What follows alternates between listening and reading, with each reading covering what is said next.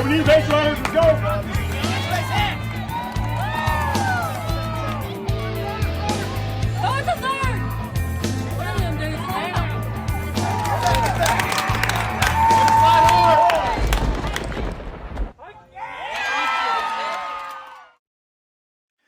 Welcome back to the podcast again. Dave and Charlie, we're still here. And Charlie, I was thinking the other day, what's the one thing that you have to put on a travel ball tournament, to play in a travel ball tournament? What You is have to that? have someone to put the tournament on.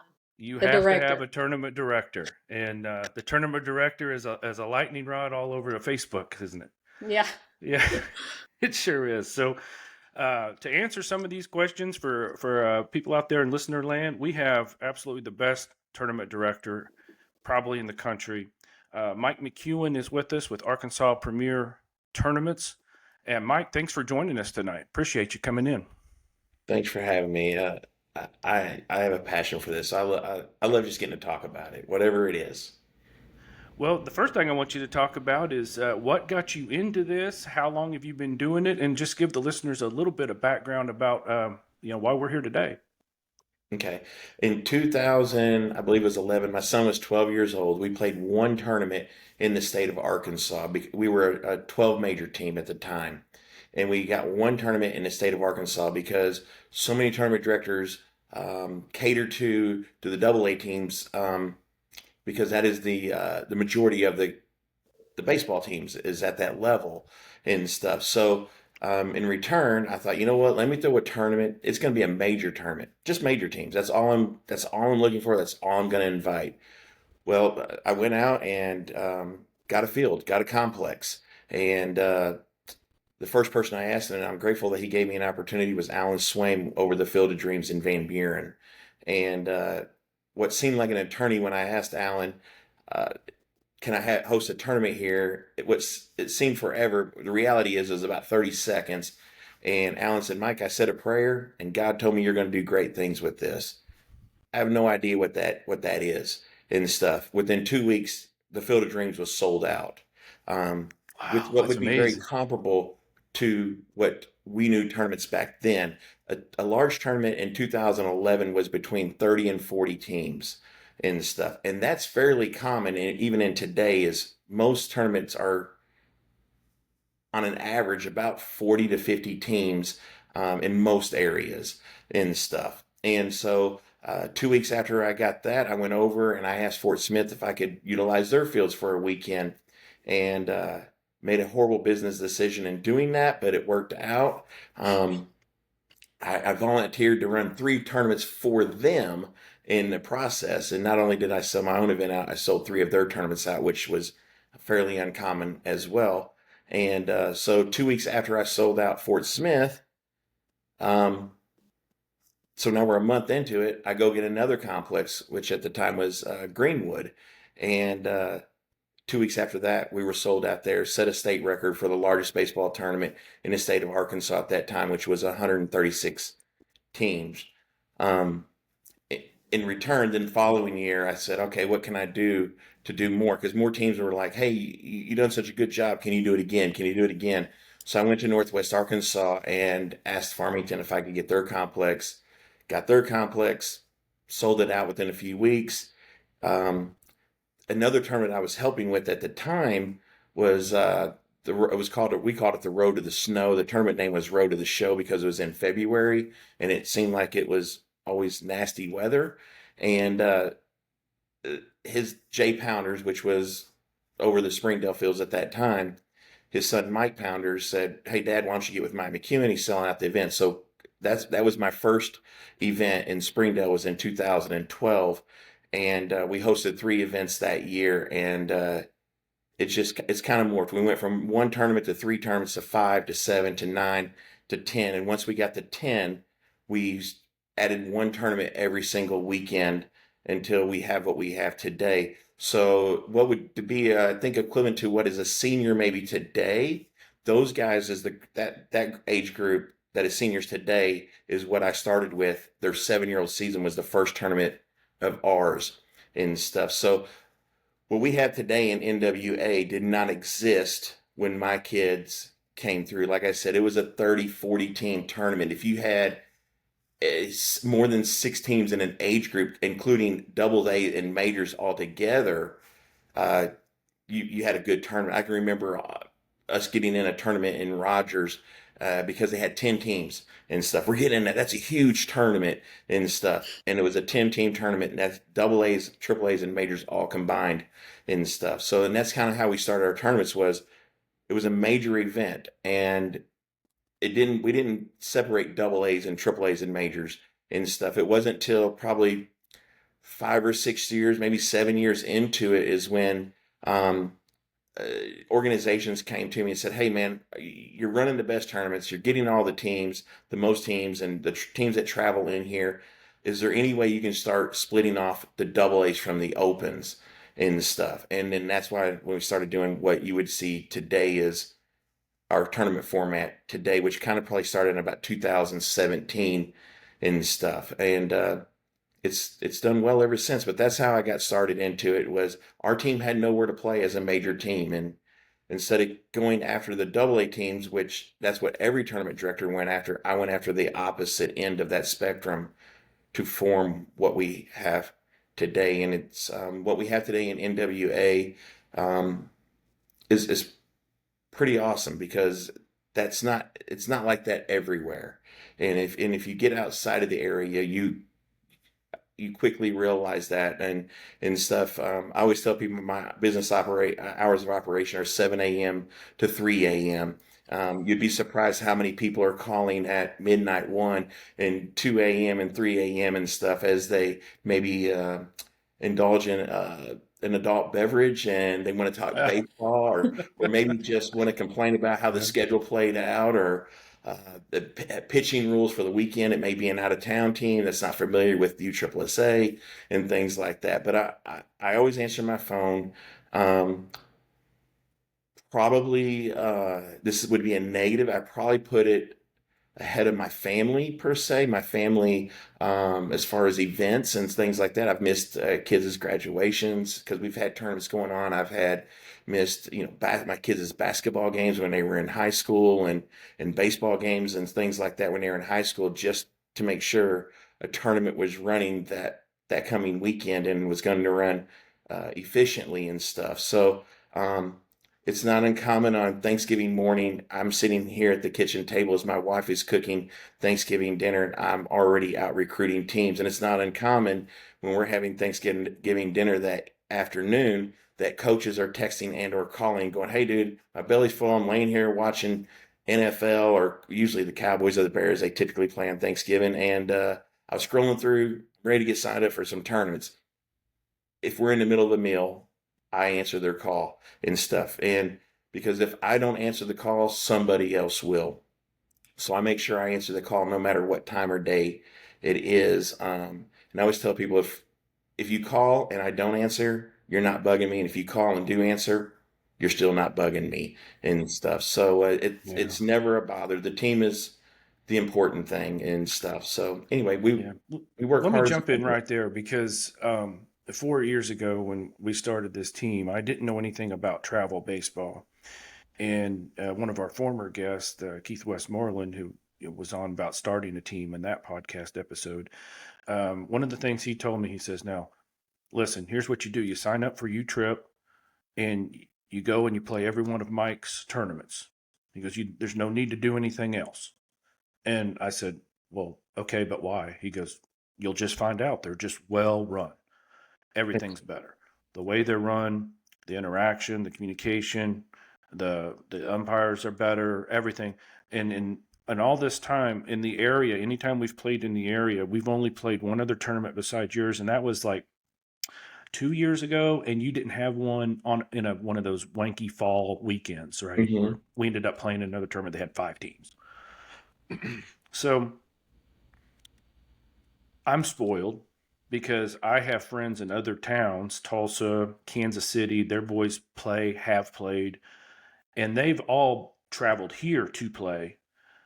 And one of my friends the other day was saying, "Why don't you come over to Tulsa and play this year so we can see your son play?" And I'm like, "Why?" And he goes, "Oh, you're right." Because they were here about every other weekend from Tulsa because they were well run. I just wanted to say that because if anybody's listening, Arkansas Premier Tournaments is the way to go. It's funny that you talked about how you focused on major teams to kind of switch the narrative on how tournaments were put on. Northwest Arkansas, for those listening out there, we're up in the northwest corner, Fayetteville, Bentonville, any of those towns. Look it up on a map. We played in a fall tournament this year, and we go, and our first game, or our second game, whatever it was, but the first day of our first tournament this fall, we're playing a major team from Omaha, Nebraska. I mean, I try to remind the kids on our team, this is really cool. Like I didn't grow up like this, and so the amount of teams that, the quality of teams that we've played the number one team out of Oklahoma. We've played the number one or two team out of Kansas, I know for sure. We've played the number one team out of Missouri, and we've played obviously the best in Arkansas travel here as well. And then now to have played an Omaha team, and we're only 12, and I know as we get older, it gets even crazier. I just think it's really neat, and people need to know that they're really well run. One of the things that I think sets your tournaments apart is the quality of site directors that you have. And I'm not overly familiar with a lot of the other states and how they do it, but can we talk a little bit about the quality of site directors? Do other tournaments have site directors, and how you want to go about finding those, and just the quality that they bring to a tournament? First, I don't know what other tournaments do. I always say I focus on what I do, not what others do. And as far as our site directors, the first one I hired was David, and David's son Troy actually played on our baseball team, and that's how David and I became friends when the kids were 8 years old. And when I started this, he was part of it, right? He was on the team, so excuse me, he was somebody who coached with me, and I could trust, and I knew he had a passion for it that matched my passion. And it's really hard to find people who care about your business as much as you care about your business. And David done that and stuff. And then through the years, going back to that first tournament, my son Braden, Kyle played in it, so he didn't have a choice to work or not work. He had to play. Braden was 15, and I turned a complex over to him at 15. Was one field in Barling. And I said, "You're not just a gate worker, son. You're also a site director." And so he quickly had to grow up and learn how to handle the situations that arise on a weekend and stuff at 15. And I would say today, Braden is one of the best directors, not just in our company, probably in the state of Arkansas, in handling situations and knowing how to diffuse an adverse situation where it's not always a negative thing, a lot of yelling and screaming and stuff. So, fairly fortunate in that. Another one, obviously, my youngest son now, Kyle, does it with us and stuff. He actually coaches high school baseball up in Gravette, so he understands all this stuff. And then Jerry Don is a site director. He was actually one of my kids' teachers in high school, and coached a travel. He was a paid coach for a travel ball team and helped run the tournaments in Alma. So I picked him up as we grew and stuff. And just very fortunate to have people who care about what we do as much as we care about it, and not just the tournaments, but our family and stuff. And most of even they go into the gate workers. We try to pay them well enough that we keep the same gate workers year after year after year, because most of them have their normal 40-hour week jobs that they have and stuff. Clark, no sir. And sorry.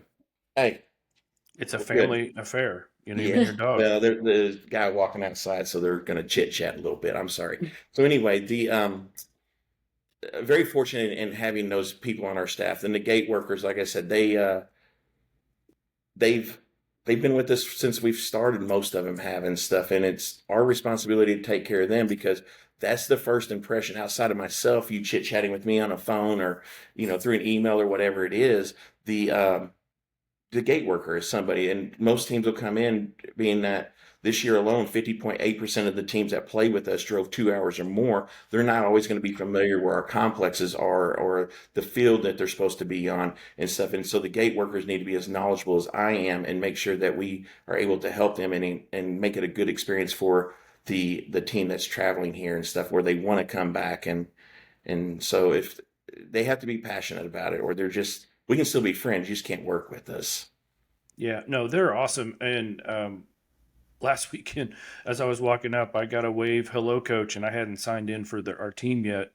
And she didn't know my name, and I don't know her name, but we just, like you said, there's that familiarity. Like, we recognized I'm coming in as a coach, and I recognize I give her my money for my daughter, and we move on. So, um, Charlie had a couple of questions. I'll start the first one. What are two or three things that coaches complain about the most in a tournament? Well, obviously, number one's umpires, right? I mean, uh, Umpires. it's kind of for the most part we joke around as the kids and I and the workers, we joke around how our local teams will complain about umpires and the out of town teams all brag on our umpires, and that's why they come here because our umpires are better than where they play at and stuff. So it's umpires, but that's a given. That's baseball. Yeah, I'm not. We again, you just try to diffuse the situation and stuff. And honestly, I'm guessing 98% of all ejections are ball strikes, safes, outs, things you can't control anyway. But it went against your team, and you, it's got to be somebody's fault and stuff. Why that situation happened, and so anyway, that's really the primary thing. From time to time, not real. I was gonna say even schedules and stuff. Sometimes a time request, if somebody don't get their time request, they may, um, you know, uh, say something catty or something like that. But I don't. Honestly, I take all of it with a grain of salt because at the end of the day, when I lay my head down, I know I've given everything I have to make for a fair and the most competitive tournament that I can make for you, the teams and stuff. And it's never, if it's wrong, it's never from a lack of effort because I can promise you, there's many hours that go into making the tournament what it is. It's not a show up on Friday and you work Friday, Saturday, and Sunday. That's actually, I consider those my days off is the weekend and stuff. The majority of the tournament is built like right now and stuff. And got a team in today from Lubbock in our 9-year-old division and stuff. The work is well behind the scenes. The When March gets here, I that's I hope all of our terms are sold out in March. That's my goal and stuff. And when each week gets here, like I said, Friday, Saturday, and Sunday are my days. Those are my easiest days because my staff takes over and they run the event, and I get to walk around and talk to you guys Mm-hmm. and stuff. So those really, like I said, umpiring. Outside of that, there's not there's not that much. I mean, that I would maybe gate fees. I mean, again, it's things that I can't control and stuff. The prices are the prices, and and on the gate fee, when people said it's too much. Well, I understand that's the fee though, and McDonald's is too much. But if I go through the drive-through, guess what? I ordered the food, I still pay for it and stuff. And you come to the tournament, the gate fee is the gate fee. You still have to pay it and stuff. So that would probably be the two biggest negatives and things that are kind of out of our control, but they complain about it, and it's okay. Like you mentioned, making a competitive tournament. I wonder, like, how challenging is that, especially here in the fall when I'm sure you get a lot more time requests. So you really have to juggle which teams are facing which teams in pool play because teams can't play on Saturday because they're playing football or whatever it is. Yeah. So I'm sure it's more difficult in the fall, but like, how hard are you working to make sure that, come bracket day, it's the best team versus, the worst team throughout the bracket on bracket day? Yes, ma'am.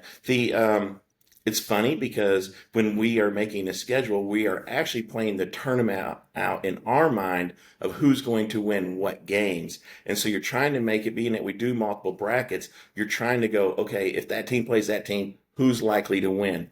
And some of the games you kind of know the outcome per se because it's a major team versus a AAA team. The likelihood of an upset, not great. It does happen and stuff. And then sometimes you get those middle of the road games, and that's what determines the rest of that bracket. So sometimes you'll see it's never consistent. Like it's not always if there's 14 teams, it's not always 8-6 or 7-7. Like I said, we've played in our own little bracketology type thing. We've created our own bracket in hopes that the right 8 teams or the right 7 teams or 16 make the appropriate bracket, so we're able to make for the most appropriate tournament on Sunday, which I personally hope is the most competitive in stuff, for So if everyone. you, Where teams have an so equal opportunity to win games on Sunday.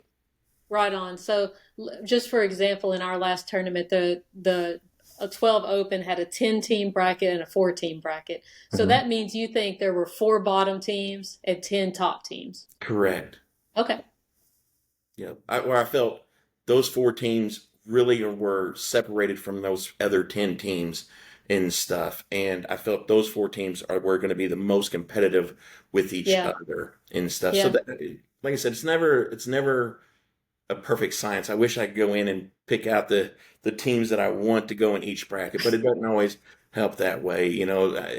David and I, when they first got bumped to AAA last year, and he beat a major team, he's like, "This is the craziest things ever," and Oh stuff. And yeah. you just don't. Sometimes those things happen, and so it's just part of it. So that's also why you'll see sometimes if you go to our personal website, when I put the schedule out, you'll see that it says major teams are in the top bracket regardless of seed. One of two Hmm. things have happened in that. One, I want to make sure the appropriate teams are in the appropriate bracket. And or two, I'm going to play the major teams against each other in pool play because I don't feel that it's going to be competitive outside of that. Now, by me playing against the major teams against each other in pool play, most of them have say bad stuff here, egos, so they hate to lose. So they're going to not try to lose against each other. So they're forced to throw some of their pitching against each other. Where if they were playing you, they could, a AAA team, they could throw something less than and save pitching for Sunday. So the hopes is that they start burning a little bit of their arms on Saturday playing each other because they don't want to lose against each other. In return, it gives a AAA team an opportunity to be more competitive on Sunday. Wow, that's interesting. Yeah, that's true too. Oh yeah. Yeah, for sure. Everything you just said right there is true. Um, and let's do this. I want everyone, and I don't know all these answers, but we've talked about how much goes into you creating these tournaments, and it's not just putting up the dates on the U-Trip site or on your personal site of Arkansas Premier Tournaments. You actually go and work and recruit. Um, let's and I want to go there, and then eventually I want to go into everything that's within the week of the tournament, and then I want to go into tournament weekends themselves and what you are actually doing. So let's pretend we're getting ready for um Spring. spring season right now. What are you doing to attract these great tournament fields? First and foremost, it's an established business today and stuff. It's much different today in recruiting than I did in 2011 trying to form a tournament and stuff. So there's that connections now. So I still work very, very hard, but there's some repeat customers and stuff. So I just know when I call building champions, I know who to talk to. I know which teams to recruit and things like that. The In the spring, like right now, hypothetically, I don't want to give too much away because it's kind of Okay, the fair KFC enough. secret, and Yeah. stuff, and what we do and how hard we work. But we take time and we go out and we visit different facilities. I was just having a conversation with one out of the Springfield area today, and was sharing with him, give me an opportunity to come and talk to his organization and stuff like that. And in return, I go speak to them and try to develop a personal relationship with each coach first, just a personal relationship with the owner of the organization. And so many people are lazy, if that's okay to say, lazy, the time committed and stuff.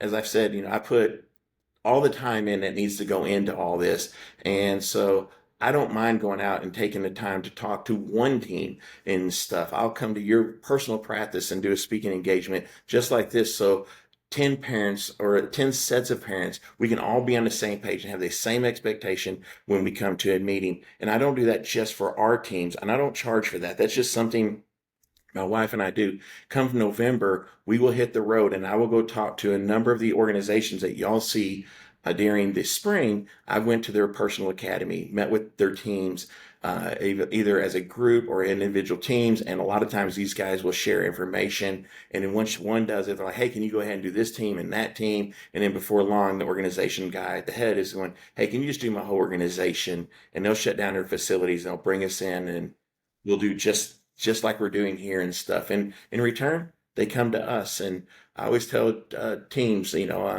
it's not about if you're playing with me. It's just that you're playing with us.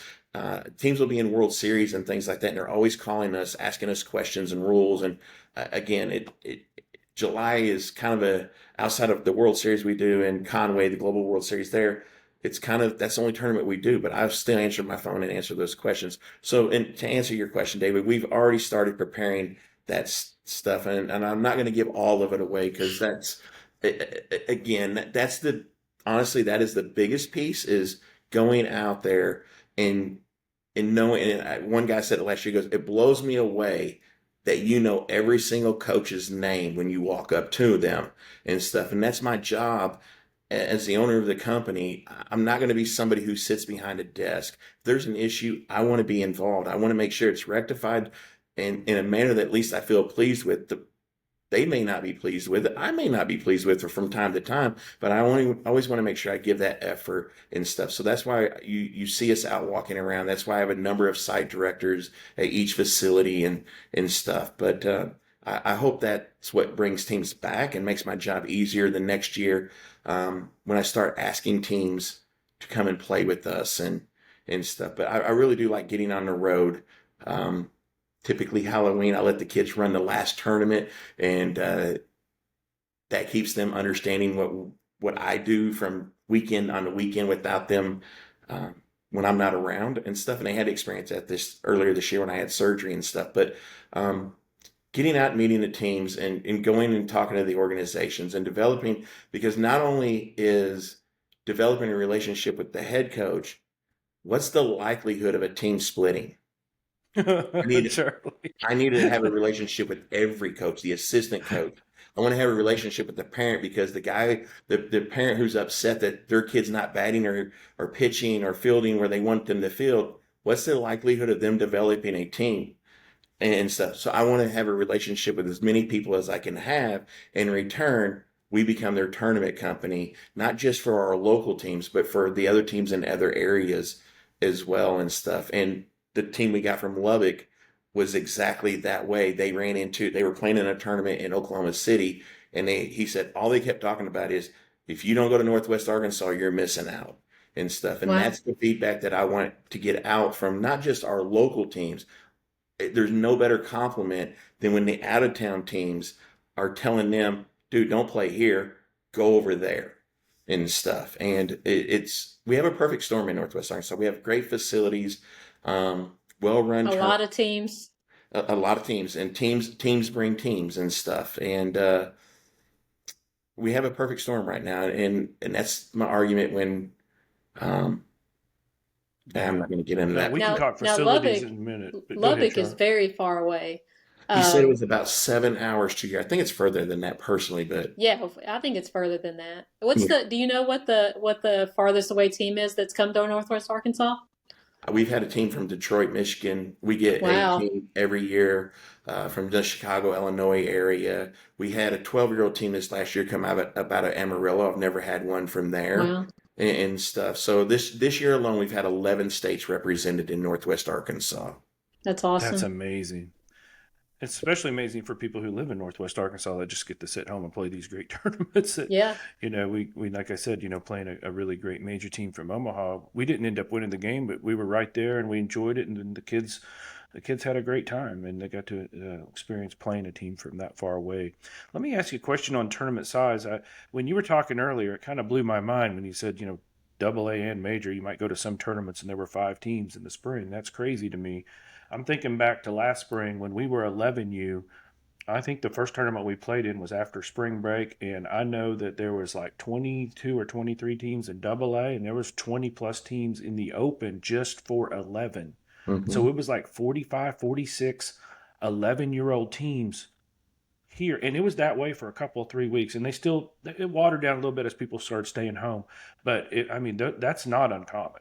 And David, in that tournament, we played teams from 4 different states just in That's our right. 5 games. That one tournament we won that tournament. We played everybody. We know we didn't play any from Arkansas, Yeah, and that was so much fun. Right here And in what Fayetteville. a thrill! right here in Fayetteville. So if you have that many, my question is, you go from 7 to 14 on an average tournament of age 7U group, to 14U. 7U to 14U. Correct.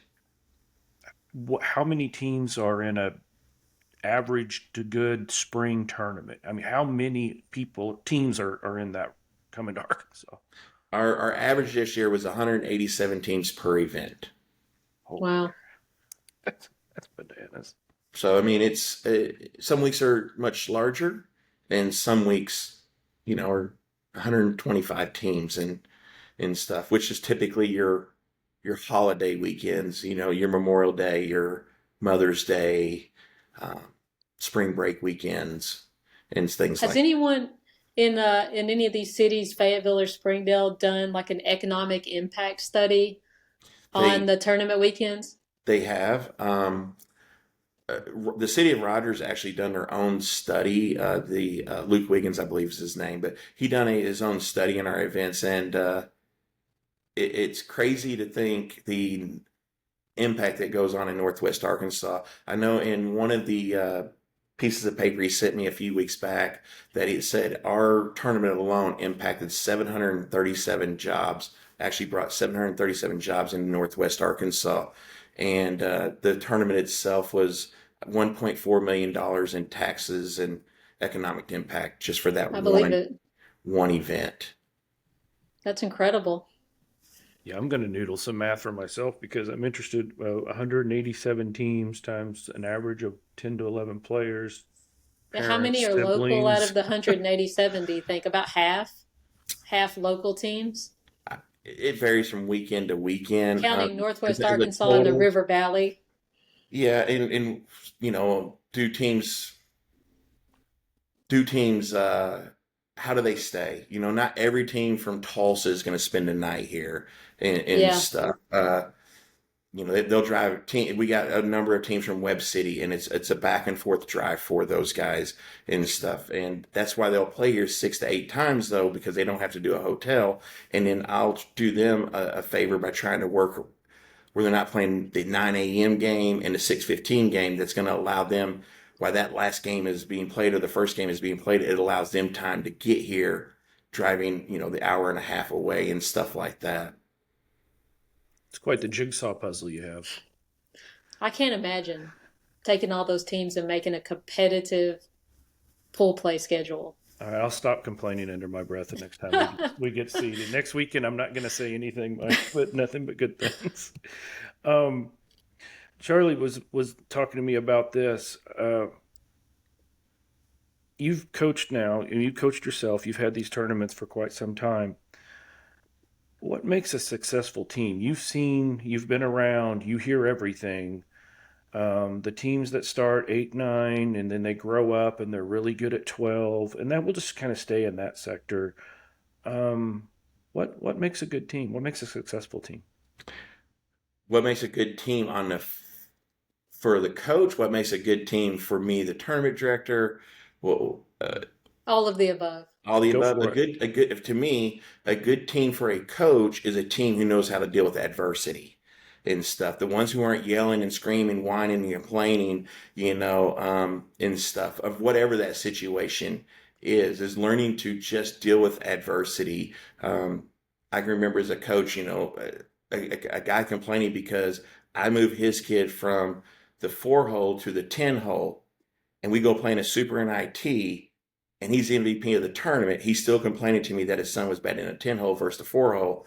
And I'm like, he would have never got the MVP of the tournament in the 4-hole and stuff, being that he was going to see more breaking balls and things like that. He was a great fastball hitter and stuff. And I can remember an email that took me about 45 minutes to read because the person felt there was need to write a book on how the psyche of their kid was messed up because he played only 4 games at shortstop and not all 5 games at shortstop. So my point is parents just if you're going to play for a team, trust the coach and allow that to happen.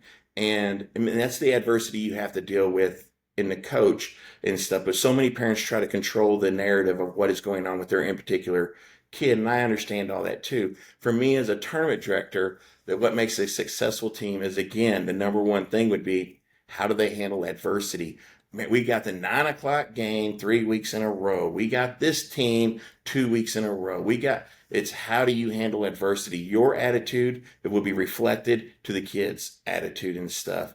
And so it's just who learns how to deal with adversity. And that's the team that does that. And I have a good story on that as well, dealing with adversity. It was a team that was 12 years old at the time, and it was a struggle to find them a win on weekends. They were a single A team. Now, keep in mind our tournaments, how they were back then. It was all open and stuff, and it was a struggle to try to find them even a team that they could compete with.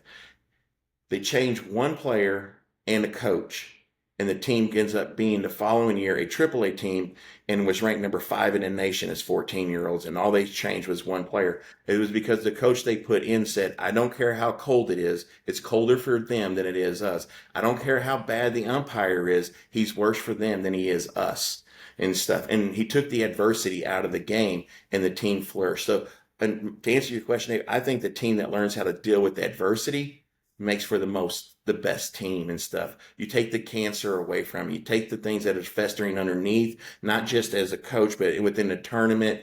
If you want to say people, oh man, that guy's making millions of dollars. If I was making millions, I wouldn't be in year 14, and stuff.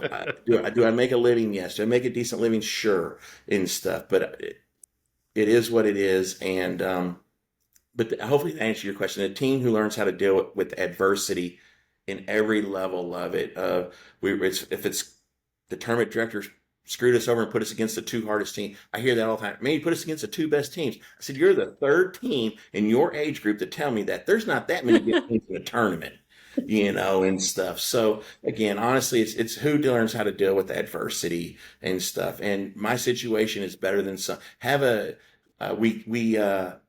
We get to play at that time. First, we have to play at that time. We get to play that team, not that we have to play that team and stuff. And have a positive attitude versus a negative attitude. And a person told me back when I was coaching, and I said something negative, and I can remember that today. And she said, positive attitude, positive results. Negative attitude, negative results.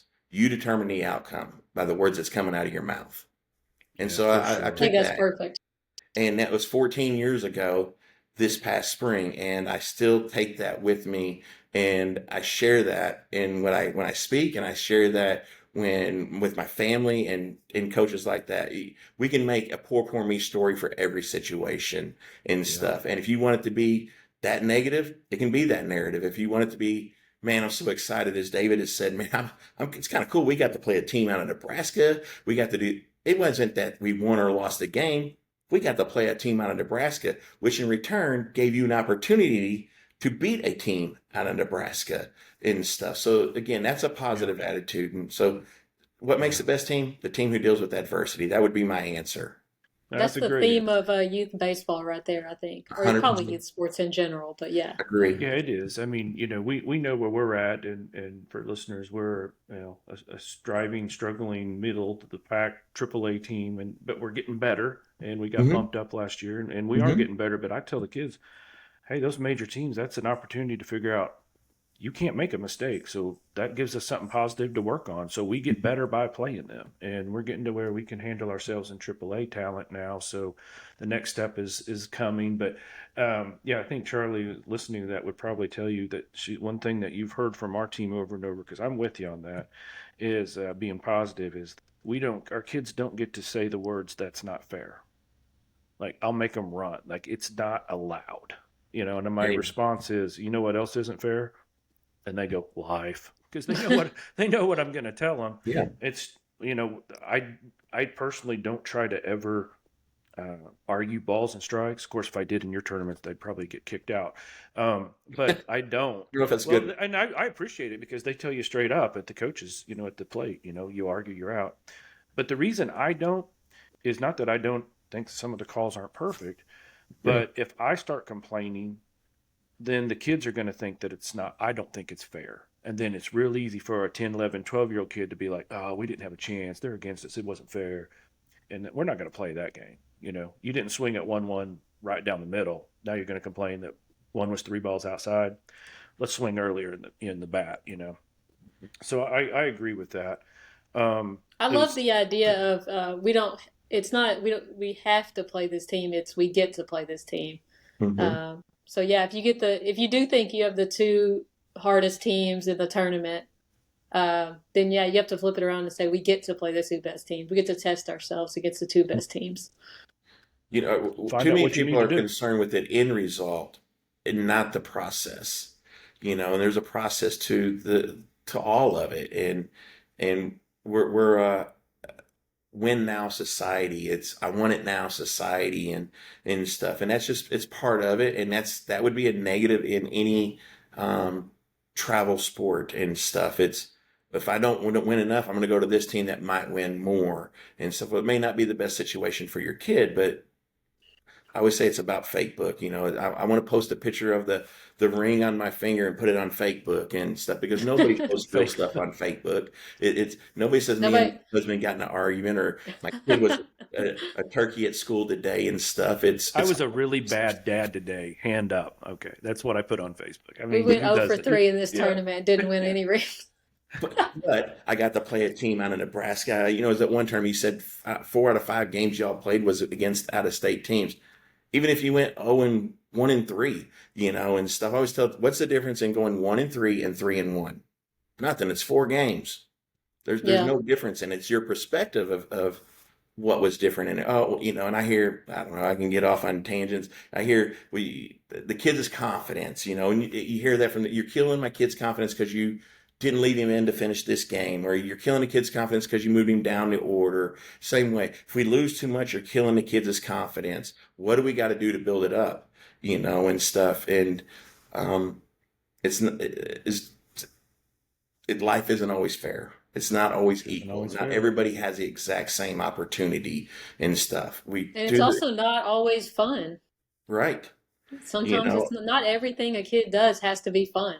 no, and going to y'all, how you're growing and stuff. And I always say it takes a season to make an adjustment from one classification to the next, and so forth, and stuff. And I forgot what I was going to say, but I had a kid on my team when we were 13 go, how come we just can't play AAA? We win all those games. I said, if your goal is to win, you're on the wrong team. My goal is to ensure you that we're being pushed each and every weekend and stuff. And out of that, out of the 8 kids who played with us from the time they were 8 through 6 of those kids went on to play Division 1. All 9 of them went on to play college baseball Oh, and wow. had the opportunity to play college Wow. baseball and That's stuff. incredible. It was a continuous challenge. If like I said, if I went into a tournament going, we're the best team in it, I found a different tournament. I found a different age group. I didn't want to be the best team in a tournament. I had nothing to gain and everything to lose. I want to be the underdog and stuff. I want my kids to get challenged. And that way, when they step on a field at high school, they're already prepared. I've been challenged my whole life. This playing 18-year-olds as a 15-year-old, what is your expectation as a parent? Is it to have my kid ride the bench as a 15-year-old? Is it my expectation my son's going to make the JV team, the ninth grade team, the high school team? What is your expectation? Because you're laying that expectation today. And if we only have the expectation to stay within our classification, our age, well, I would say if you expect your kid to start as a senior, and this could be 100% wrong.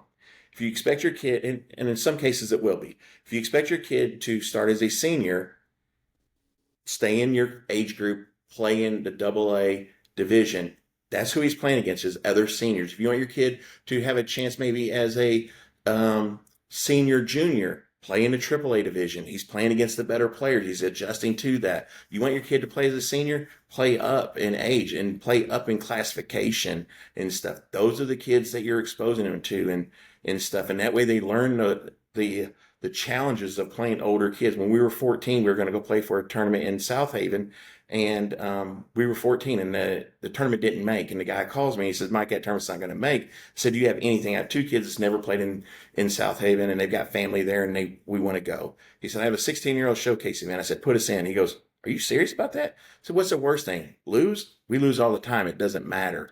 The first game out, our kids fouled off. The first time through the order, we fouled, not hit, not put in play, fouled 3 baseballs off. And my parents, I could hear them going, man, this is foolish. This is dumb. The next time through the order, we started putting the ball into play. Long story short, we lose that game 10-0. And there was many scouts in the bleachers with their little radar guns. And that kid that they pitched against us was getting heavily recruited. And that's great. I'm never going to let a younger team beat me either when we played. I was going to throw my dude. I was going to let them know you shouldn't be in this ballpark with us. And you're foolish for thinking you could be. And at the end of that tournament, it was a 5-game guarantee. You only played 5 games. There's no bracket. We beat the St. Louis Prospects 16-year-old team, and we beat them 7-5. The other 3, one game was rained out. The other 3 games we lost by 2 runs. My point to the players were, they put the pants on just like you do. They throw the baseball just like you do. This game is played exactly the same way, no matter how old or what classification you're at. Learn how to play it, and learn how to play it at a high level. And they've done that, and they made the adjustments they needed to make, not just in that tournament, but in future events as well. And it was obvious as they got older and they went on to play college baseball and stuff. Yeah, I think that's something that we've definitely experienced moving up, like you said, last year. But even when you look across the field at a major team, you see a lot of kids that look exactly like your kids. They don't look any different. They're just 12-year-old kids. Mm-hmm. That's right. Now they're pretty good 12-year-old kids. Yeah, most of those Really have more reps than our kids have had, because we brought them all out of rec league at 8 and didn't start travel ball until 9. Some of these major kids have been playing travel ball since they were 7. And they've played a lot more at 9 and 10 than we did. So we're still catching up, but we have good athletes, and we're going to get there, Mike. I promise you. We've got a really good mindset right now on the team. But I tell you though, it's when you start winning at a level and then you get kicked out, it's like, we got to have fun for a couple weeks. Can we spend a couple more weeks here after getting kicked around a couple of years? But you look back now, and we've got to get. The only way we were going to get better is to play better competition. We would have won a lot of tournaments, but the kids would not have gotten better or forced to have gotten better. You can get away with kicking a ball. You can get away with walking a couple of guys you shouldn't have walked. You can get away with all that when you're kind of the superior team at a level. You get up a level higher, or the next whatever that climb may be for you. You got to sharpen up, and so it's we're down with it. We got a great attitude. We're going to get there. I hope. Hope's not a strategy. I shouldn't say that. I tell the kids that too. We're talking about umpires earlier, Mike. How we've always had good experiences for the most part with umpires. I just one person. You can't say it universally. Everyone but one, and I haven't seen him in 2 years, so I think we're doing good. Where do you find your umpires? And tell me a little bit about that process, because as intricate as creating the tournament brackets, I would say putting umpires in the right place. And then also I want to know, do umpires that do 9, 10 AA, or do they also do 12 major, or is there a variance in that as well? Just kind of tell me how you go about that. I go about it by hiring UICs. UICs have their call of umpires and their list of umpires and stuff. If somebody calls me or emails me, hey, how do I get in umpiring? I forward it to those guys. The UICs put the guys on the field that are on the field. I don't have a say. It's not my job to say, I want that umpire on that field. Well, that umpire may not want to be on that field. As teams have requests, umpires have requests. Maybe there's an issue on that field, and the umpire's like, hey, I don't want to do that team. We always have an issue with that team and stuff, and vice versa. So I've taken my personal self out of the umpire equation, and I hire a guy out of Northwest Arkansas, and a guy out of the River Valley and stuff. And then we also have a guy out of the Pittsburgh, Kansas area and stuff. And typically umpiring's just like anything. It's a small world, so usually they'll have a friend that they've umpired for, and then they bring a crew in from, Kansas City or the Pittsburgh area, Joplin, Springfield, and things like that. And that's how we get enough umpires. Roughly between the two, guessing we have about 300 umpires to make it work on the weekend, because some guys only want to do 2 games. Some guys want to do all the games they can get and stuff. Many times, hey, me and my wife are going out of town this weekend. I can't work and stuff. So when coaches come to you upset, "Hey, that guy shouldn't be doing baseball," that guy's out there because that might be the only guy we had that could work this weekend and stuff. And it's not the days of firing umpires are over, because right now there's more teams playing than there are umpires umpiring and stuff, and it becomes fewer and fewer. And we've had umpires come in and they were fairly decent, and some of the high level guys won't even call U-Trip baseball, just because of the yelling and screaming on every 50-50 call. People are yelling and screaming. They're just like, I'll just continue to do high school ball. I'll continue to do college baseball and things like that. And it's funny because when we get a college umpire, they will get the most complaints on them and stuff. And you're like, that guy is a reserve umpire for the SEC, but yet you're saying how terrible and how horrible he is. Yeah. And so why would he ever want to come back and do your 13 or 14-year-old game and stuff? So it's hard on the umpire as finding them and stuff. And I'm grateful that the guys work hard in finding those guys. And it's not just a Northwest Arkansas issue. It's an issue everywhere. The average age of umpire at another event, someone was saying was like 19 and stuff. I'm grateful we still have some of the older guys, but it is trickling down, and we're having more and more 17, 18, 19-year-old people that are young and umpiring and stuff starting to call, because the other guys, we just had one this last weekend. He's umpired for 53 years. I'm done. I can't go any more and stuff. And it's becoming more and more common. And a lot of the guys quit after COVID because they learned how to, I don't need that job anymore, right? So I don't have to go umpire. I've learned how to, I figured out how to manage my money where I don't have to umpire and stuff. If that was one of their motivations, was money and stuff. Most of the guys, at least on the older side, they do it because they want to do it. They want to be out there. They want to be part of the game. They still want to give back and stuff. So, I do think we're lucky up here, as with everything else, that we have a lot of experienced umpires. we do. Most times when you go to the game, you'll see a guy that's clearly been there, been doing it for a while. Mhm. I love to see them helping the kids out, Yeah. teaching them while they're on the field. That's always awesome to see. And we have a lot of guys that do that. Yes. Yeah, for sure. And especially in the earlier age groups, hmm and even now, sometimes hey, and you can see them talking about, you need to come set. We're going to have to call a balk on you next time, but this is what you were doing. And actually, not just say next time you're going to call a balk. They're actually going through with them, teaching. Yeah. It's really a great experience. Like I said, for the most part, we've had Which wonderful, wonderful umpires.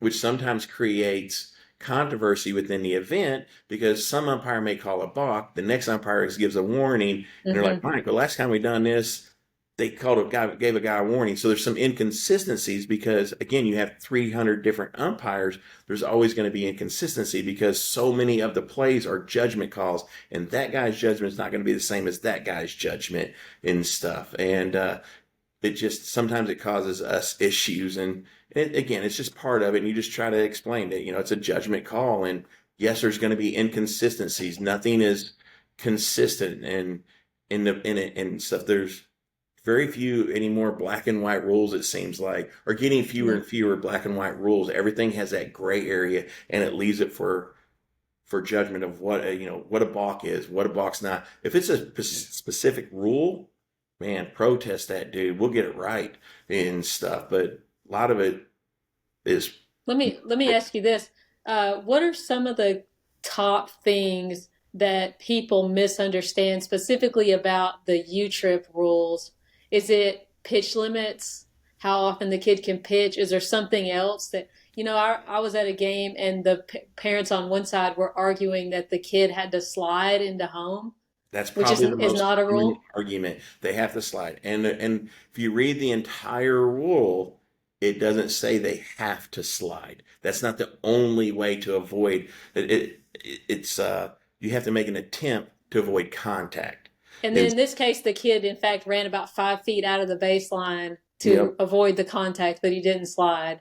yep. And so then they should have called him out, probably being he was out of. Now I don't know. Does the catcher have the ball? Not have the ball? That Right. plays another factor. Is the catcher in the baseline without the ball? Because now we have obstruction and things like that. So there's a whole lot of factors that go into that one little play that has a timing play at home as the ball's flying through the air on a play at the plate is, and the catcher's trying to make a play, the runner's trying to see where he's going and all that stuff that's going on, and the umpire has to make a split second decision on, did he catch the ball before the runner got there?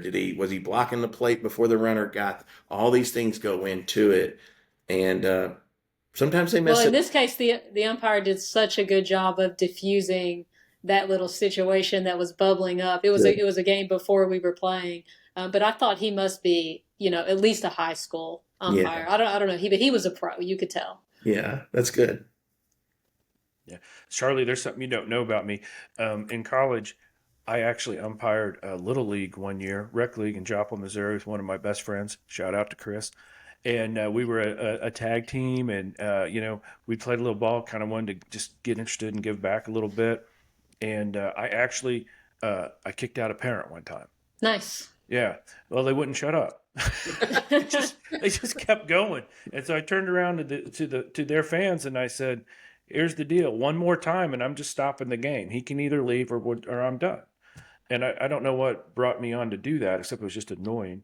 Um, Question on that, Mike. How much leeway does an umpire have in your tournaments to remove fans? Because we've seen fans go, in my opinion, over the top. Well, Um, we encourage them not to eject anyone and stuff. But obviously, if a coach is too much and or a fan is too much, they eject them and stuff. Excuse me. But we try to encourage them not to do it. And if they do it, they have my 100% support on that, because at the end of the day, if you don't support the umpire, you don't have an umpire. So if you don't support the umpire, they they'll not only will they walk. A few years ago, going into rainouts and things like that, a few years back, we're going to have rain on a Friday night, and so we rained out on Friday night. I took the games and I moved the one round, because it was one round, and I put it on a Saturday on the back end. 14 umpires quit us because they said we didn't respect and valued their time, as they were going to have to do 7 games on Saturday. They were apparently prepared to do 6. They had to readjust their schedules. Maybe they had dinners. Maybe they had something that they were going to. So a lot of times we don't take into factor of, umpires are just like you, the team, and they have things too, and they don't like it when things happen. So in our terms, that's why I always say, if we rain out, I don't make anything up, because the one time I did, 14 umpires quit us, and we can't afford to lose umpires at 14 at a time, because even when it rains, umpires in general, they don't want it. It ruins their equipment. It ruins things, and and they're not big proponents of just standing in the rain for hours and hours and hours just so we can play a baseball game, just so we can say who won or lost a game that is fairly meaningless in the whole scheme of life. We can play another tournament next week. We can play another game next week. I've had teams tell me, hey man, if it's going to rain in Northwest Arkansas, we're going to pull out. We're going to go to Dallas, and they're from Missouri. I'm like, you're going to spend a whole bunch more money just to make sure you play this weekend, when you could save that money and just play the following weekend and still get the exact same number of games. You just didn't pay a whole bunch of money to go play that weekend and stuff. So, anyway, That's on a different Fires got a level little right bit there. I feel so, like when we get rained out, I'm usually pretty grateful. yeah, I take a and weekend off. well, and as a tournament directors never want to rain out. We've done hundreds and hundreds of hours of work for that event to go off and stuff. Yeah. And I don't personally want to make a decision that's going to upset anyone and stuff, as far as, Hmm. who gets first place rings and Yeah. stuff. And we've had teams literally not even play a game and being that they were still the 1 seed, want rings and stuff. And Oh it my just goodness. and I'm saying we've kind of missed out here, and we're Fake part of bucks. the problem about having multiple divisions and handing out rings for multiple divisions and things like that. I think, in my opinion, I think it's good. I think there's a place for it, but it creates some watered down effect as well and stuff. But I it's know people complain about the having, multiple brackets and each team getting a ring, but as a team that was struggling at 10U, and we would if it was good for us, I think, to make the second bracket and It win that was. bracket. It put us on a path to hmm winning games.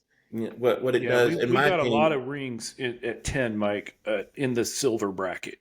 Yeah, So you we're a apparently big you were fan the of silver bracket we rings. we were really big. I mean, on Facebook, we were an outstanding team, and I was coach of the year, but nobody really knew. And we've all seen other people do that. But it for those little kids grinding, getting to Yeah, take the ring home, it meant a lot to them. 100%. Yeah. But here's the thing: the only way the best team gets better is bringing the top to the bottom, and in doing multiple brackets, you're allowing the lower end team to potentially gain three, 2 games on Sunday, 3 games on yeah. Sunday, versus now they've got to figure out pitching. They start creating depth, and it makes their team better, so they can hopefully the next week they move up a bracket or the next season or whatever and stuff. And at some point, you hope that if you're the best team, you hope that they run you down and stuff. And I always say, major teams can't complain who they play. They're major and stuff. The lower end team, sure, you can complain. It doesn't do any good, but you can complain and stuff. But No, don't worry, we will. you're right. I got plenty of emails that I've says never that people texted you will. once, Mike. Come We on just now. complain on our private chat. We don't Yeah, we complain don't to do it to you. you. We just we get on Group Me and start complaining about it. Oh, I lie. I really do. I honestly, hey, people, if you saw the emails that I get, I love what I do. I have a passion for what I do, and I hope what we do makes a change in people's lives, and I really do. And going back to kind of another reason why I started what I started, the Jonesboro shooting just happened when my kids were obviously younger and stuff, and that was another reason I wanted to start building terms. I wanted my kids to develop relationships in multiple areas, multiple schools and stuff, and that way if they were ever in a place that they felt unsafe, they would know somebody that they could call and still be safe and stuff. And Yeah. that's probably, obviously being a major and trying to stay close to home and things. Those things play a factor in why we've done what we've done, and we look back on it often. As a family, we reflect quite often, especially in the off season. We'll always go back and talk about the crazy stuff that might have happened, and not just this year, but in year. Oh yeah, remember this coach? And of course, that always leads into the next story, and it leads into the next story, and it really is fun, and I enjoy the majority of people.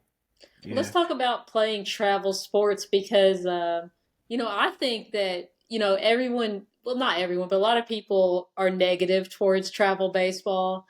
And for lots of reasons, it's expensive, but I think it's better in every facet to playing city league or rec league. It is more expensive, but I think it's a way higher value of what you get for your money. That would probably be to each person's perspective Right. on how they value what it is and stuff. Um, Me personally, I found value in it with my kids and stuff, Hmm. and I feel there's value in it today. Um, as many, and that's why that keeps growing. Many people find the value in it that Yeah. there's just no more. There's the rec ball is just not competitive enough. And my kid can't sling the ball across the diamond as hard as he wants because he's afraid he might hit the kid or hurt the kid and things like that. And so is it? Apart from the competitiveness too, it's like, getting to keep your team together. And Mhm. there's like those moments where you're between games and your team is in the bleachers watching the next game and you're just like, wow, my kid's getting to chill with his 9 closest friends That's right. and watch some other kids play baseball. And that's unmatched. That's correct. And going back to one of the reasons why I started this was so my son had, there's nothing cooler, when you're sitting in the bleachers as a parent and after the game, you see your son, talking with Paxton Wallace and Casey Martin and those kids that you may be familiar with and stuff like that. His friends that he grew up with, maybe that wasn't always on his team, but they grew up playing each other a number of times and they went to different high schools and you're like, that was the moment I can look back at and go, that's pretty cool that he's got a Yeah. friend in Greenbrier, Arkansas that he's standing with on the field chit chatting with. Yeah, it's Who are very some cool. memorable players that you've seen come through your tournaments on a high level? Do you have any off the top of your head? Man, well, obviously the one that everybody know would be Casey Martin. Um, I can remember Caden Wallace hitting 6 home runs as a 12-year-old over the 13-year-old field, the 300-foot fences. He hit 6 home runs in one weekend, and He's a and strong kid, Mike. He's so strong, he and is, people across the country will know his name in a few years, yes, like household and wise. He's good. and I mean, I know there's a bunch of others and stuff. I just can't really think of them off the top of my head. I know those guys. One, my son played with them and stuff, so it's easy to remember Yeah. those kids and stuff. Well, I But mean, you don't have to just stop and think about it. Like some of the Razorbacks here in town, like Dylan Carter played in Bentonville, right? I'm sure he hmm played in some stuff that was, hmm Yeah.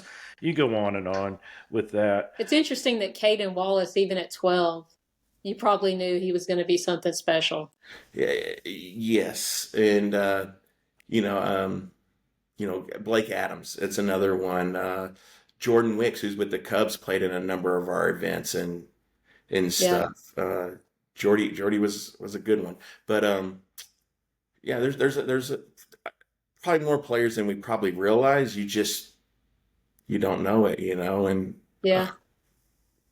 it's Yeah, we it sometimes was, ask ourselves that, especially when we're playing some really good teams that come through. We're Hmm. like, and then how many minor I league think one of players the, or even MLB yeah, players that we have that coach in Northwest Arkansas is pretty crazy, and stuff. Logan Forsythe coaches a team, and he had a good, major Yeah. league career and stuff. And it's funny to see their perspective of all this versus a parent that may just have played in high school and stuff. Typically, the majority of the guys who played at a very high level are real laid back and reserved. You don't see them doing a whole lot of uh, screaming and yelling during the game. And I was probably, as a coach, I got very fortunate that Coach Curry, who's at UALR, he would help coach our team in the fall, and Coach Goodwin at the University of Arkansas, and they kind of mentored us how we coached the players too. And it was more of the along the lines of let the kids play the game and you coach them during practice and stuff. And I see that from a lot of the coaches like Logan Forsythe, Jay Sawatsky, and those guys and stuff that done it. They don't do a whole lot of yelling during the game.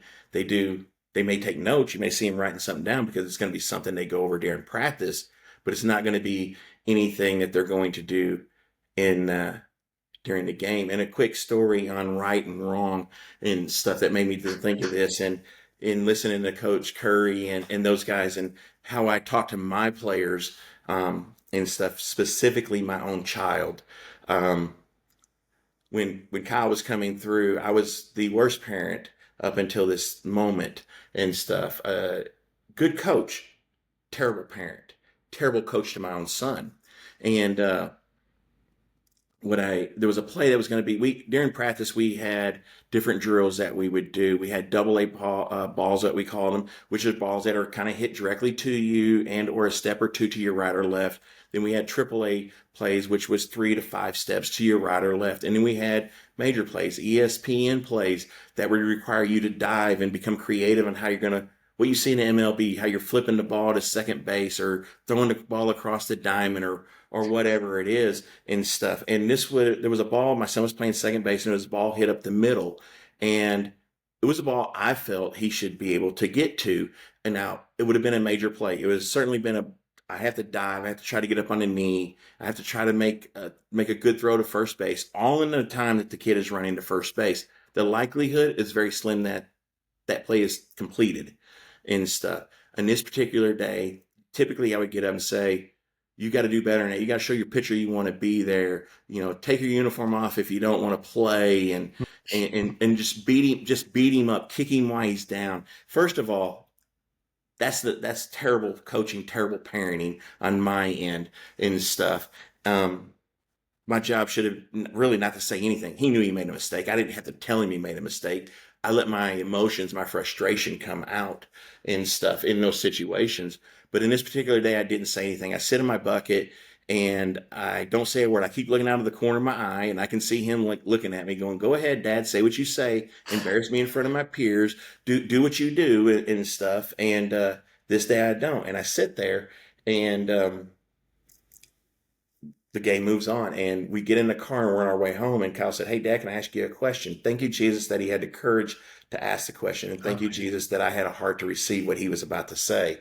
He goes, Dad, can I ask you a question? I said, yes, sir. He goes, why didn't you yell at me when I didn't get to that ball? I said, now that you bring it up, now he's giving me an opportunity, so I said, why didn't you get to that ball? He goes, if I get to it and I make a mistake, I get in trouble. But if I never get to it, I don't get in trouble. So I learned at that moment, I was making my kid worse by critiquing every single thing he'd done, trying to make him make every single play and not allowing him that moment to make a mistake, allow him that moment to be coached, allow that moment that I can pick him up, dust him off, and say, let's do it again, son. It's okay. Because so many coaches will say, hey, get ready. We'll see the kid pouting out there, and we'll hear coaches say, get ready, the ball's coming to you. There's nothing more true than that. But if we're kicking that kid and he made a mistake, where's his mind at? Still in that mistake, and stuff. And so I learned that I had to allow my son to make mistakes, and it's okay, because those mistakes were going to happen when he's 18, 23, 25. And is my son going to be afraid to tell his dad, or is he going to be okay and saying, hey, Dad, I made a mistake. Can you help me? Because I didn't help him when he needed me at 9, 10, 11, and 12. So why would I help him at 25 and 26 and stuff? Yeah. I would say there's only one kid, unless you have twins. Maybe if you're really unfortunate, you got triplets. But that there's only one kid coming to your Thanksgiving dinner, and you better make darn sure you have a relationship with your kid. And I'm grateful my son had the courage to say something that day and ask a question. And I thank God that I received that and became the best coach. And my son will tell you, my dad was the worst coach until that day. My dad became the best coach after that day and stuff. So whatever was resurrected in that day, I learned light bulb clicked, whatever it was, that support your kid. And so I try It's to really hard to coach That's your powerful. own kid, for sure. Yeah. It is. And I try to That's tell the hardest parents, thing to do. right. And I try to tell parents, because I hear it when they're walking out of the ballpark, they'll be cussing their kid out. And I'm going, and he goes, you're the worst kid on this team, and you've got a batting average of 091, and you stink, and all this stuff. I'm thinking, guess what's going to be next weekend, Dad? The exact same thing. Because if I keep telling my kid he's no good and he stinks, guess what it is? He's going to believe that. And not only is he going to believe it in the game of baseball, he's going to believe it in the game of life and stuff. Yeah.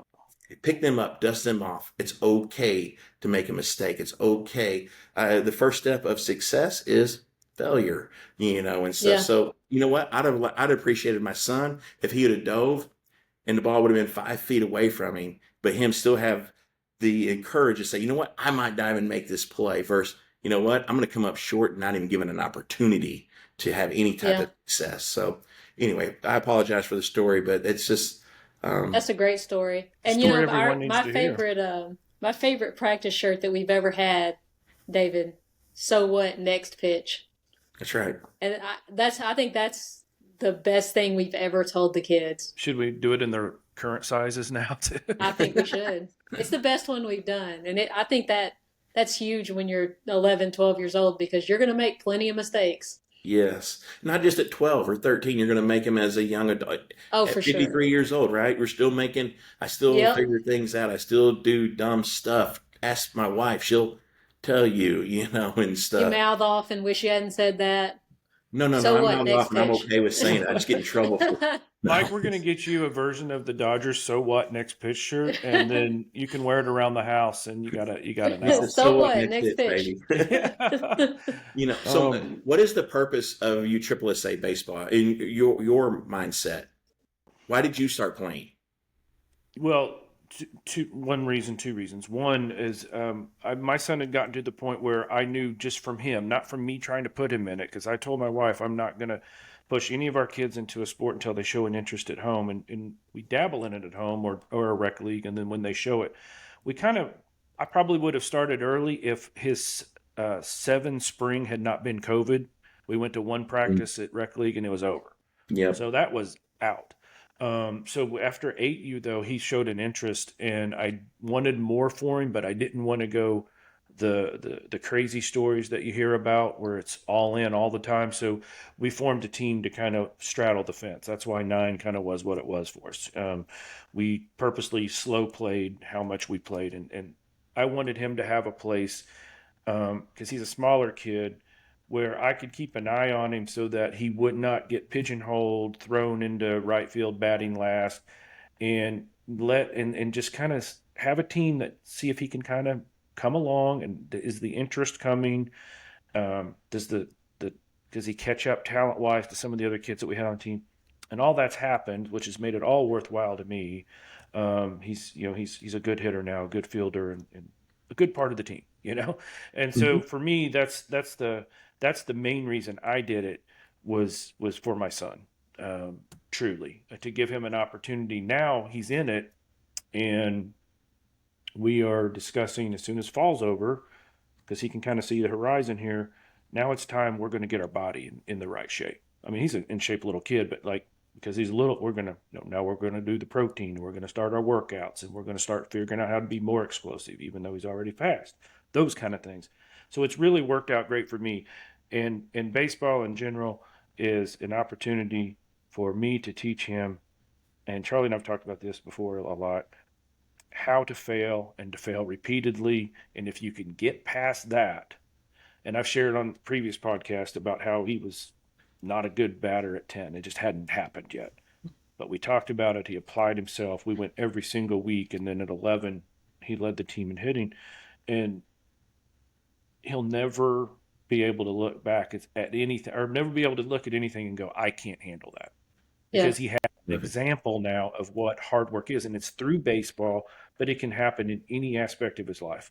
Schoolwork, work, friendships, something bad happens. Hey, I'm going to have to just apply myself and go to work. I've done it before. And so I wanted my son to have an experience in baseball, but I wasn't going to push him. That was a long-winded story of saying I did it for my son, and I'm grateful I did, and grateful to continue.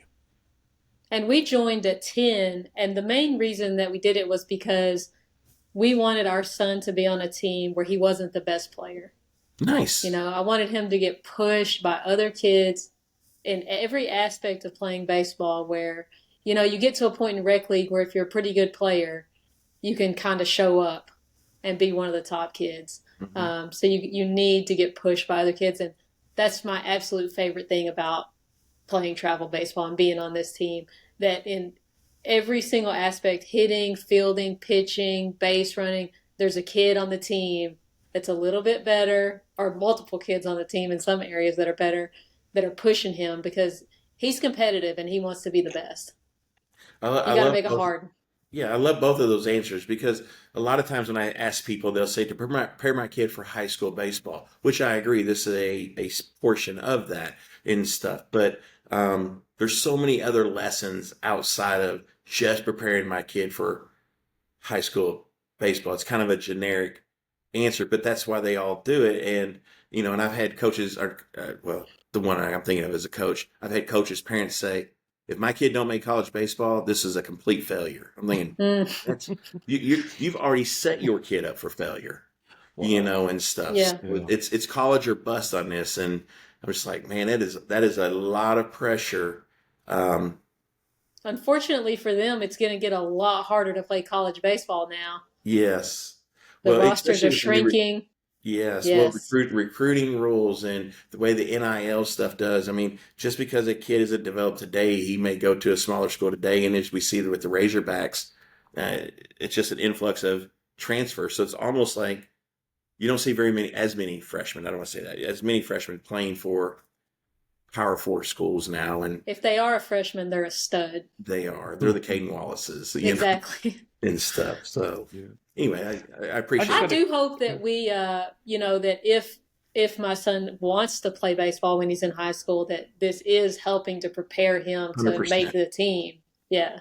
Yeah, I believe it does. Going back to what we were saying earlier about let the players play, they take their own individual lessons, or they do their own work, homework, whatever you want to call it, and stuff. And everything is a step to the next weekend, and the next weekend is a step to the next season. And next season is eventually it becomes, I'm ready for high school baseball and stuff, and let's go try out for the team, and let's make it and stuff. So And in the meantime, hopefully you're having fun and learning all those great life lessons that are going to apply outside of baseball.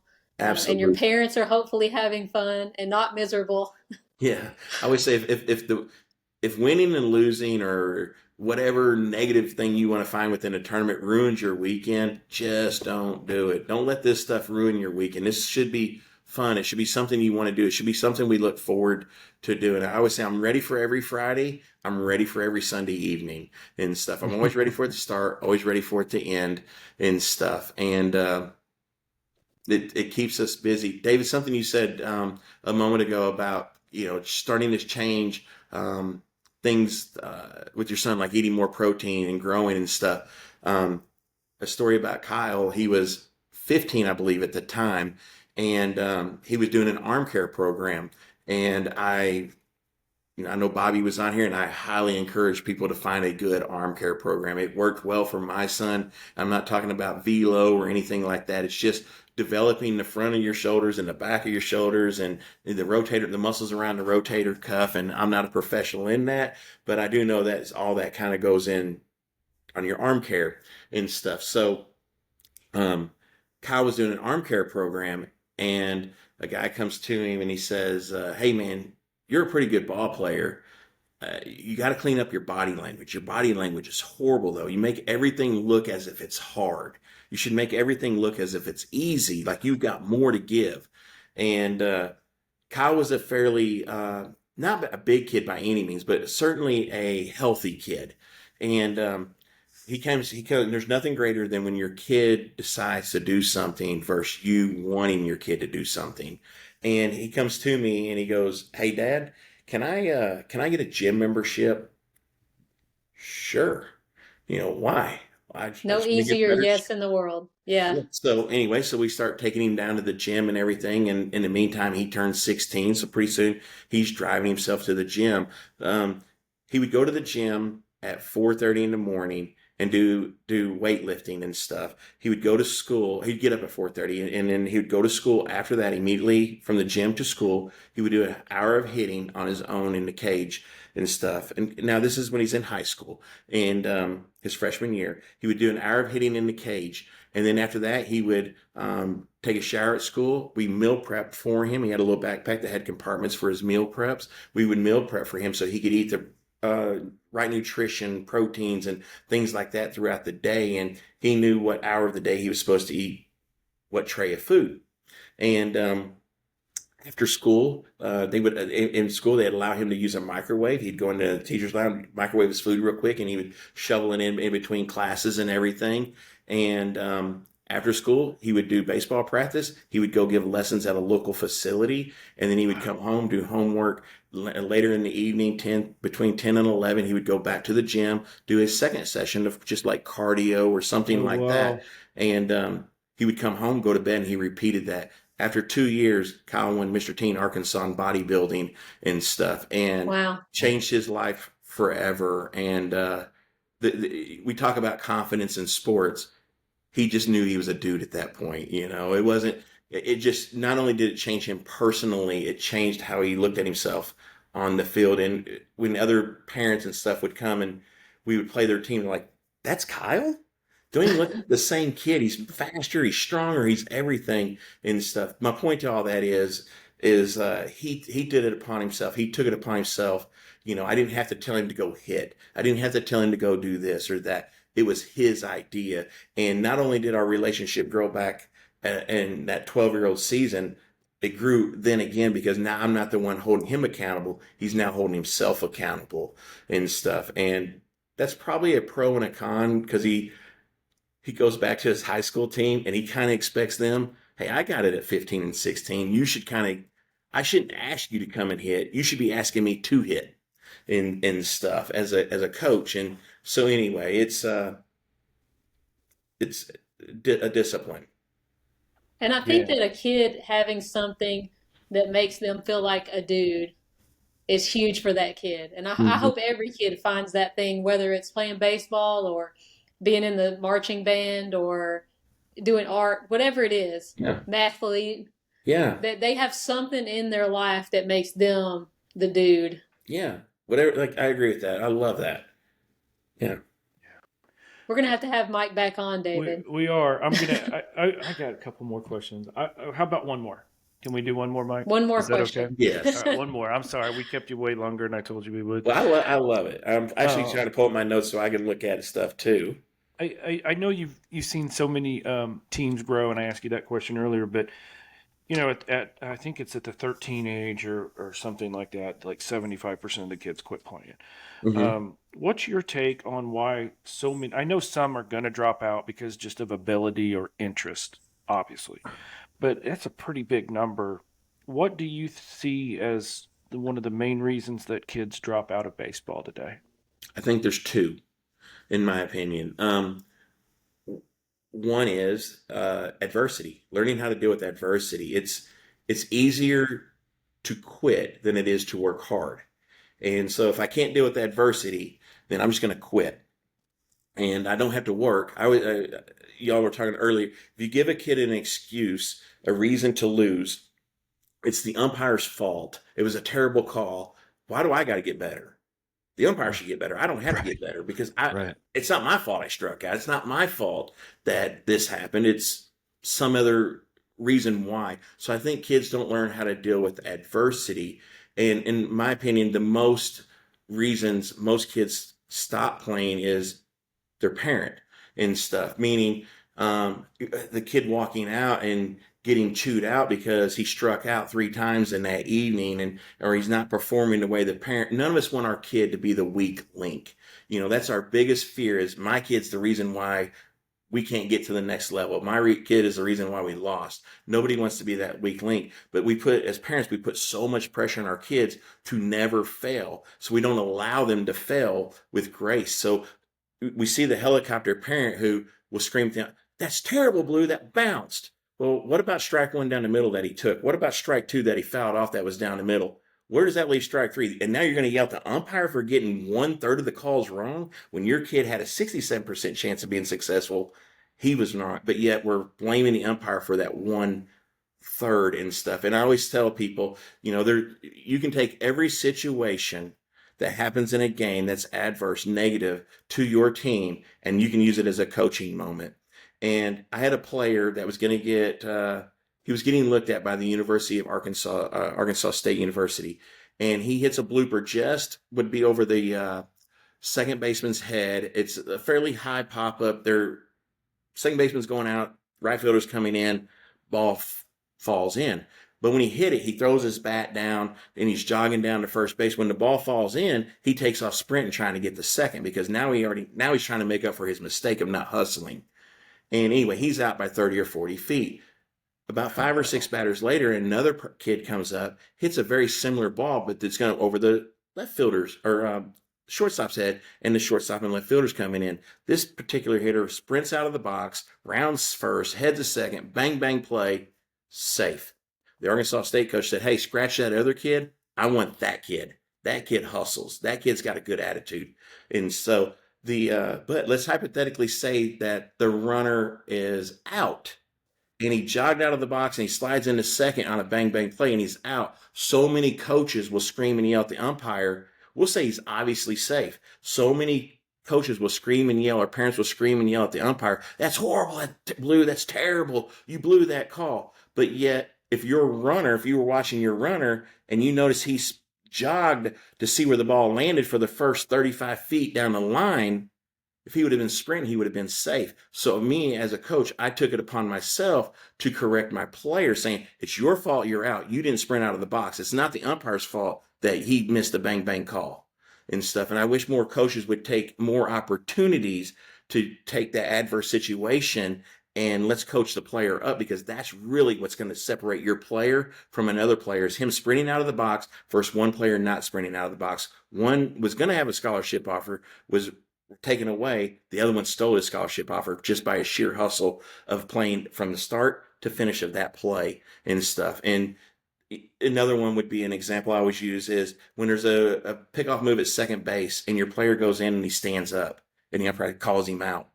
And you go, wait a minute, he missed that. He was there. Just, hey, that's why you dive back. Take it out of the umpire's hands. Do not leave it in the umpire's hands.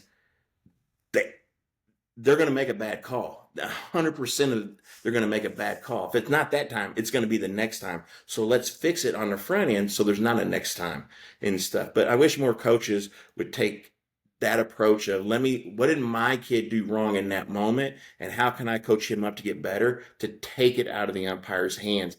And that goes back to, we don't allow our kids to fail. It was somebody, Blue, you missed that call. It's horrible. It's not about my kid didn't sprint out of the box for the first 35 feet and stuff. So I think that is a story, but I think kids get tired of disappointing their parents, and it's easier for me to say, Dad, can we go fishing, versus, hey, I'm getting my hiney chewed out because I made a mistake on a baseball field and stuff. And we're going to yell and scream. Or some kids may not like if their dad is yelling and screaming at the umpire even, it's maybe embarrassing to them because they don't want that attention upon themselves and stuff. And another one I watched this past weekend, and I thought I chuckled when I saw it, was the kid struck out and the kid's walking back to the dugout. And the dad says, hustle. And the kid sprints off the field into the dugout. I always told our kids, we'd go watch the Razorbacks play. I said, do everything they do. Yes. I never see an Arkansas player, when they strike out, sprint from home plate to the dugout. Just walk off the field. We all know you struck out, and stuff. It's okay. And, and same way I used to tease my players. Do you see that at the end of the game, do you see the Razorbacks throw their gloves up?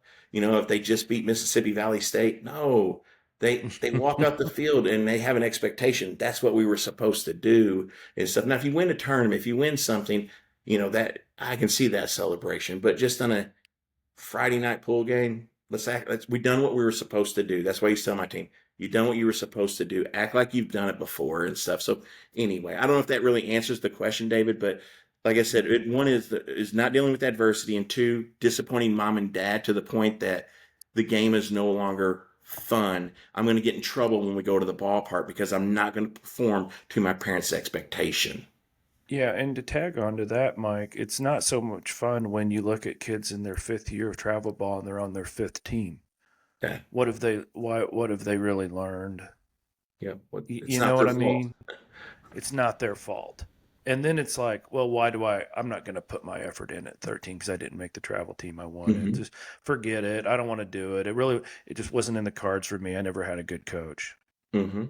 It's political. I hear it all the time in high school. I didn't make the team because it's political. Well, maybe not, and stuff. So again, we can all play as we said, it's somebody else's fault all the time. And stuff. It's a life isn't fair, Mike. Life isn't fair. That's right. Sorry, life isn't fair. No. Charlie, do you have anything else tonight? Because I'm thinking we've got another repeat. Yeah, we got to have him back on. There's too much good stuff to talk about. Yeah, there is. We'll hook up in the spring. How about this one, David? Control the controllables. Do you use that with your team? Yeah, I don't know if I actually use it that word, but we can only do it. We do us is kind of the phrase we do. Yeah. We do us, and so we don't do the umpires. We don't do other teams. We do us, and that's the phrase that I use over and over with it, which I think is essentially the same thing. Yeah. So when I do it in front of the kids, I always ask, what are the two things that you can control? What does Coach always say? What would you guys say?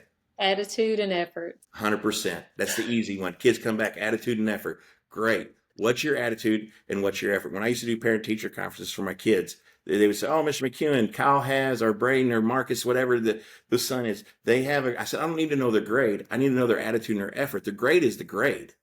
I need to know if they have a good attitude in here and they giving forth effort. And I assume if they're doing all that, they probably got an A or a B in here. And if they don't, we'll figure it out on our end, getting a tutor or extra work, whatever that may be and stuff. So it's attitude and effort.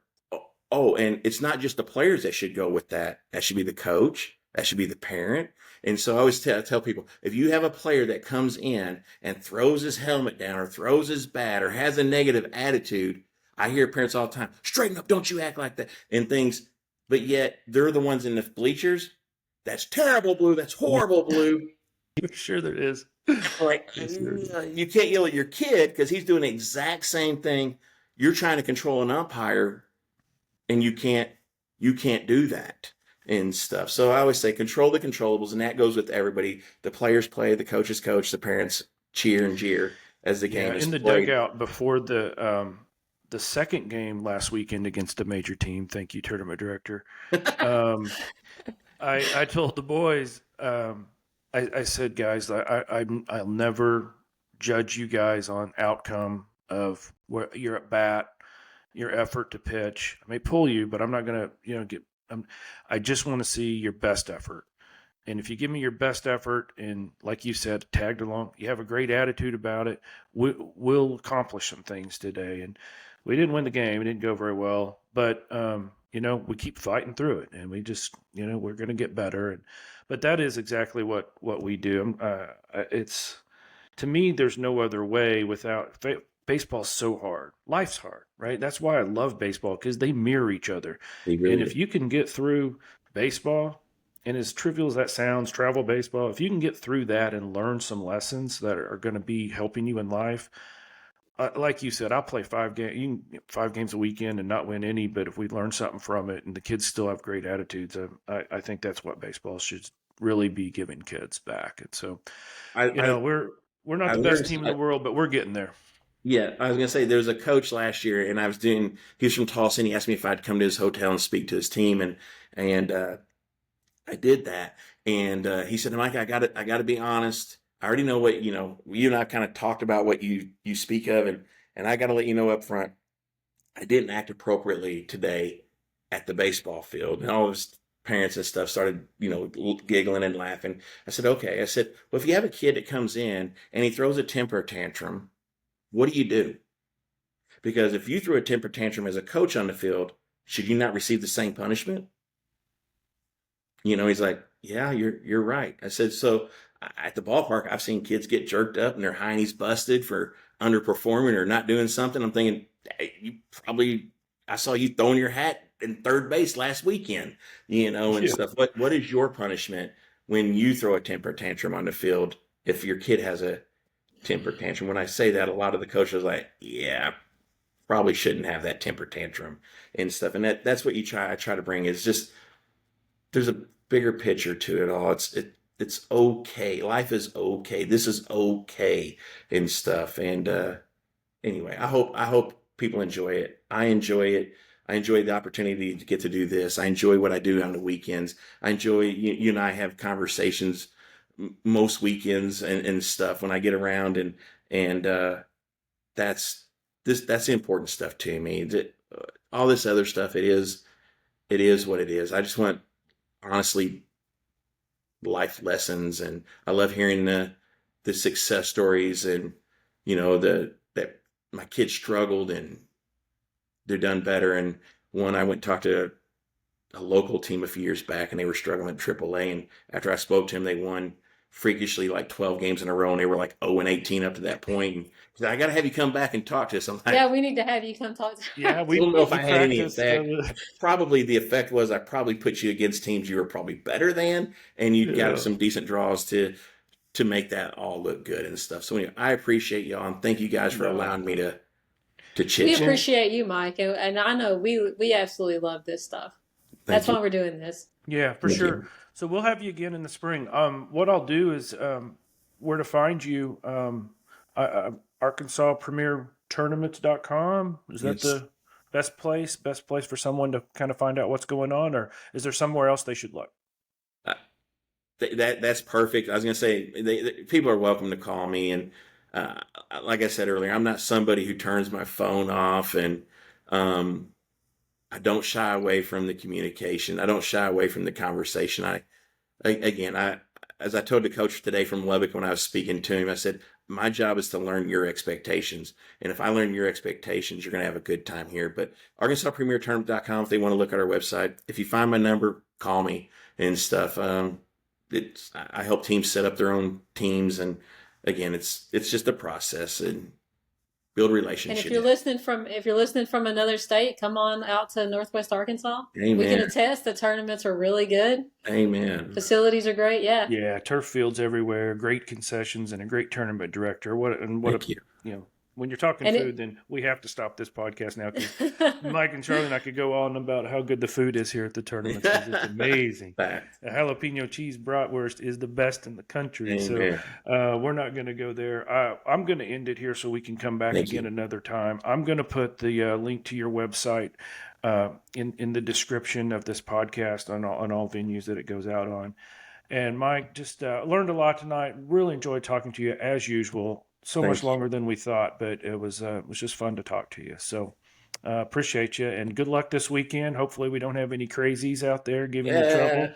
The coaches are patting their boys on the head and not screaming and yelling at the umpires. So it's all good. good luck with that. And for everyone else out there, we will see you at the ballpark. Thank you, sir.